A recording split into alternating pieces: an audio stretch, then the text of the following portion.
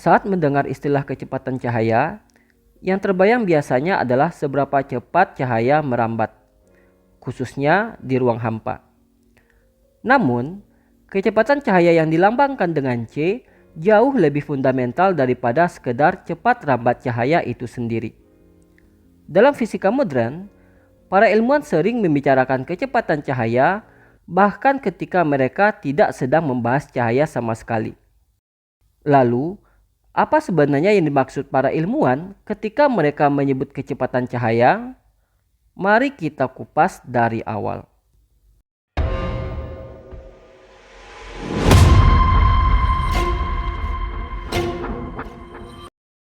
Awalnya, para ilmuwan mencoba mengukur cepat rambat cahaya melalui berbagai eksperimen.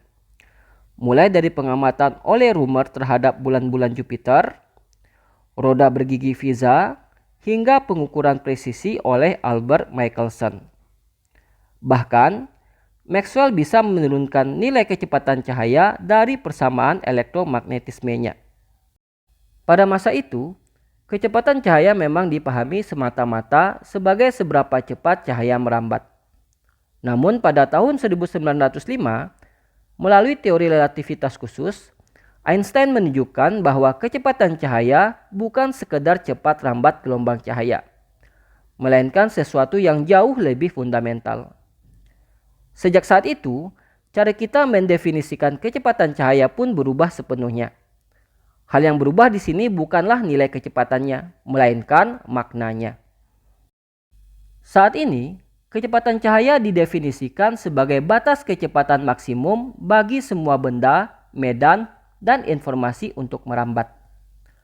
Tak ada yang bisa melebihi kecepatan cahaya di dunia nyata, walau beberapa teori tak melarangnya. Dalam teori relativitas khusus, benda tak bermassa akan bergerak dengan kecepatan cahaya. Bukan karena mampu, tapi karena dipaksa oleh struktur ruang waktu sendiri. Tak ada pilihan lain bagi objek tak bermassa selain bergerak dengan kecepatan cahaya. Inilah yang terjadi pada foton atau cahaya. Karena tak memiliki massa, cahaya dipaksa untuk selalu bergerak dengan kecepatan sebesar C. Benda bermassa membutuhkan energi tak hingga agar dapat bergerak dengan kecepatan cahaya.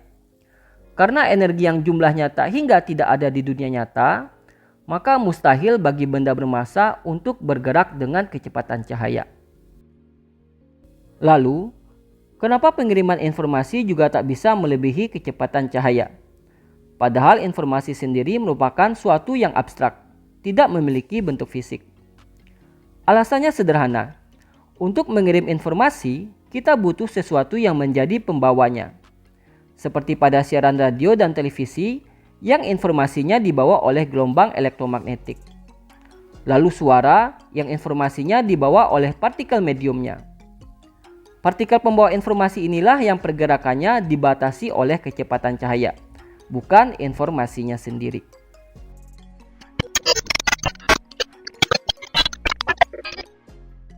Berdasarkan solusi vakum dari persamaan medan Einstein, perubahan pada medan gravitasi tidak terjadi secara instan, melainkan merambat dengan kecepatan cahaya.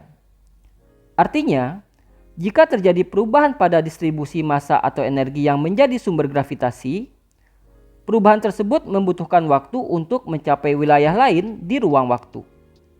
Sehingga, gravitasi bukan lagi dipahami sebagai gaya yang bekerja seketika pada jarak jauh, melainkan sebagai perubahan struktur ruang waktu yang menyebar secara dinamis.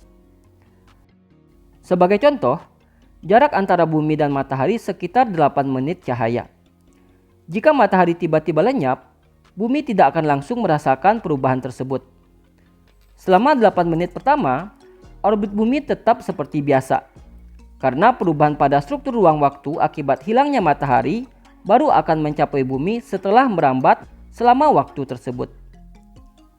Sebaliknya, andaikan matahari tiba-tiba muncul kembali pada jarak yang sama, bumi tidak akan langsung merasakan efek gravitasinya. Pengaruh gravitasi matahari baru akan terasa sekitar 8 menit kemudian, yaitu setelah perubahan pada medan gravitasi itu merambat melintasi ruang hingga mencapai bumi. Pada akhirnya, Kecepatan cahaya bukan lagi sekedar angka hasil pengukuran eksperimen. Bukan pula hanya cepat rambat gelombang elektromagnetik. Ia adalah batas terdalam yang menjaga keteraturan alam semesta. Jadi, ketika kita menyebut kecepatan cahaya, kita sebenarnya sedang menyebut konstanta paling fundamental dalam alam semesta. Sebuah batas universal yang bukan hanya mengatur bagaimana cahaya bergerak, tetapi juga mengatur apa yang mungkin terjadi di alam semesta ini.